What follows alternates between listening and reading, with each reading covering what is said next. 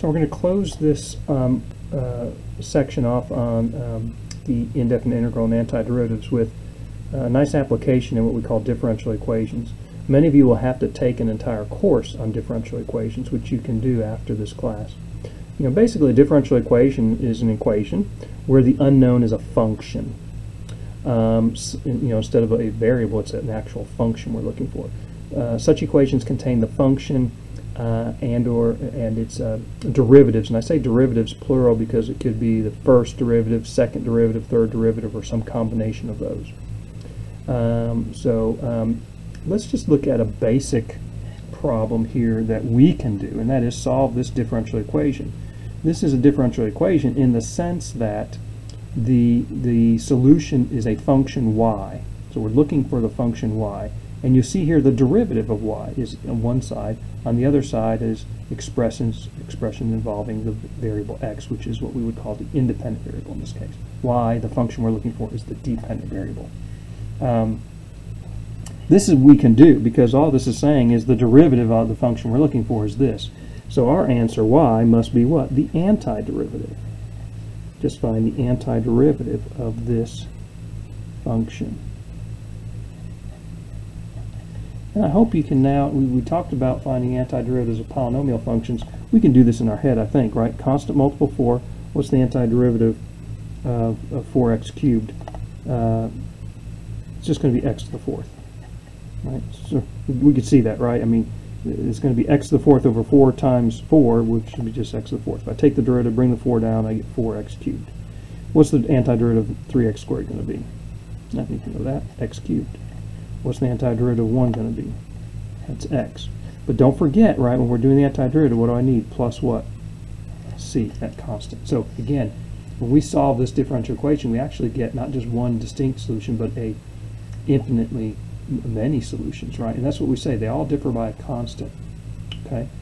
Sometimes this is called the general solution to the differential equation. We can specify a particular solution by imposing what's known as an initial condition. So y of x sub 0 equals y sub 0. So x sub 0 and y sub 0 are some fixed values. And a lot of times in differential equations, the function we're looking for is like a function of time.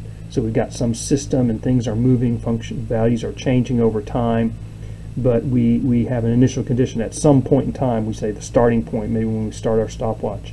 Right, at that point in time, this is the position of the objects, or this is the value of the quantity, and then time begins to proceed, and we want to know how that changes over time.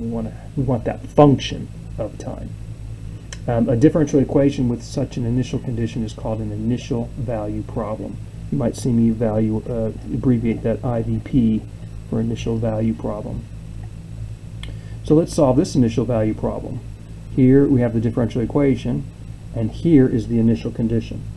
This is the initial condition after it. Well, this differential equation is the one we just solved, right? So we already know what y is equal to, right? It's this right up here. However, with this initial condition, when x sub 0, right, this is 1, y of x sub 0 is equal to y sub 0, which is 5. So when x is 1, y must be 5. So I go up here in this equation, we have y we know is equal to x to the 4th minus x cubed plus x plus c. If I replace x with 1 and y with 5, what do we have? 1 to the 4th minus 1 cubed plus 1 plus c. Well, 1 to the 4th is 1 minus 1 cubed, that's 0, plus 1, it's 1. So I have 5 is equal to 1 plus c, and now I can solve for c by subtracting 1. c is equal to 4. And so what is our answer? Okay, this is not our answer. Here's our answer. The particular solution, right? The particular solution to this initial value problem is y is x to the 4th minus x cubed plus x plus 4. So we now know the specific constant. So this is one particular function. Okay. If you're looking at the solutions to this differential equation, all of them, the general solution, they're all going to just be shifts up or down of one another. As c increases or decreases, right, that just shifts the graph up or down. We're looking for the particular one that passes through the point 1, 5. So we're shifting those graphs up and down. We go to x equal 1, y equals 5, put a point there. We move until we hit that point, and that's the particular function that is on that point. Let's do one more. Sometimes differential equations, initial value problems, will have more than one condition, as in this case. Here, this is differential equation. Notice the y double prime. What's that mean? That's the second derivative. Second derivative of the function, right? And the initial conditions we have are for the first derivative and the original function that we're looking for. So we're trying to find y. But in order to get there, we have to start with finding y prime.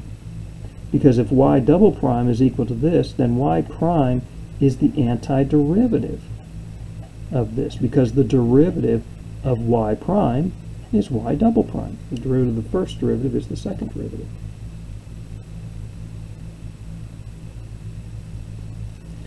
And so what do we get here? And it's pretty easy. Antiderivative of 14, we'll just say is 14x.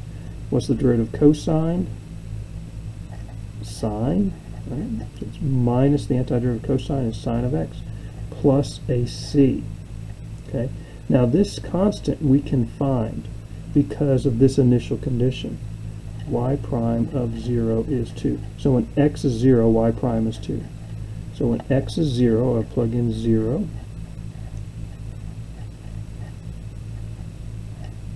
Y prime is 2.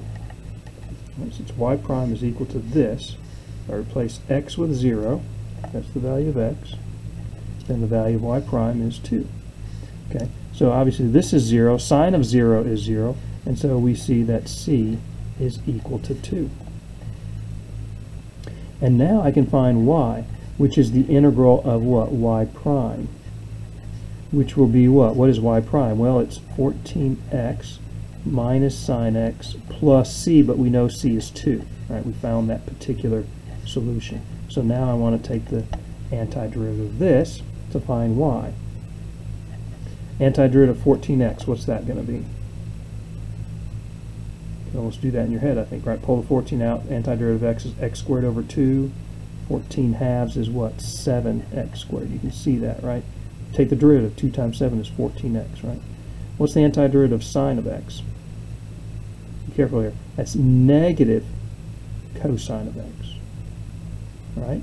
But it's minus a negative, so this becomes what? Plus cosine of x. So derivative of cosine of x is negative sine of x. And what's the antiderivative of 2x, right? Plus another constant. Now, just for sake of clarity, I use the letter c for the constant from this integral problem, from this antiderivative. So technically I want to use something different here. I'll use another letter. So it is common to use c for the constant of integration, but there's books that use different letters all the time, you know, K sometimes, or D, or other letters, especially if you have multiple. Sometimes they'll use subscripts, so like C sub 1, C sub 2, and so on, just to differentiate that those are indeed different constants of integration. The initial condition we have for the original function now we're going to use is y of 0 equals 5. Again, when x is 0, y is 5. So y is all this stuff. So I plug in 0 for x.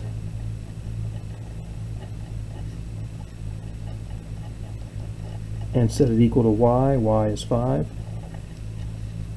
Now this is 0. Cosine of 0 though was what? That's 1, remember. 2 times 0 is 0. 1 plus d is 5. So what is the value of d? D is 4.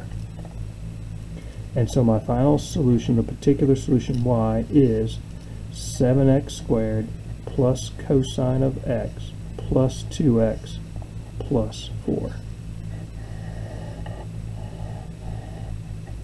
And you can check that this function satisfies all the conditions. So this function right here satisfies all the original conditions. In other words, take its derivative and plug in 0, make sure you get 2. Take the second derivative and make sure you get this function. And of course, make sure you plug in 0 and you get 5, which is pretty obvious. If you plug in 0, that you get 5 for this function. Okay. So again, differential equations are interesting. These are going to be real applicable problems, because if you think about one application of the derivative was what? If y was the position of an object undergoing linear motion with respect to time, then its derivative was the velocity or speed, right? The velocity technically of the object at time t. And what was its second derivative? You remember? Second derivative was the acceleration. So this is a problem where you can solve backwards. If you're given the acceleration, you can come back and find the position function doing what we've just done here. It's a very important application in physics. Okay, I want to just close with a little graphical example. Hopefully you remember the derivative represents the slope of a function, right? So if I say this is the function, which of these are the antiderivatives? Okay, this is the function, which of these are going to be antiderivatives? What you're going to look at is look at these three guys and see which one is derivative is this, right? How do I do that? Well, remember the derivative is the slope. Okay, the derivative is slope. So right here, notice I'm going to see something here real quick. This function, which is the derivative of one of these three guys, right, is 0 at about, what, -3, 0, and 2. What's that mean? The slope of our function has to be 0 at those places. The slope of our function has to be 0 at those places. Well, let's look at this function here. Let's go to -3. At x equal -3, right there at that point. Is the slope of the function right there 0? Let's draw the tangent line at that point. Tangent line just touches the graph at that point. There's the tangent line. That's the slope. The slope of this line is not 0. It's very steep. It's negative. It's going down from left to right. So it's like a negative 7 or 8 or 9. I don't know, 10, whatever it is. But it's some negative number. It is definitely not 0 there. Okay. Now at 0, indeed, we do have the tangent line right at that point. Looks to be horizontal, and so we do look like we have that. But at 2, again, if I go to 2, right at that point, is the slope equal to a negative value, equal to 0? No, it's a positive slope. So I can rule this guy out. It can't be the derivative. This function's derivative cannot be this. And therefore, this function cannot be the antiderivative of this one. Going back to this one now, at -3, here's -3. You say, well, yeah, that's 0, but what's the slope? And that's not what we're talking about, not the value. The slope, what's the slope at that point? Slope there is positive, right? So right away I can rule that out. The slope at -3 is positive. It's not equal to 0. And this cannot be the possibility. So obviously this must be the choice. Does this work now? At -3, let's go up to the graph right about there. Is the slope at that point 0? Yeah, the tangent line looks to be horizontal, right? So it looks good.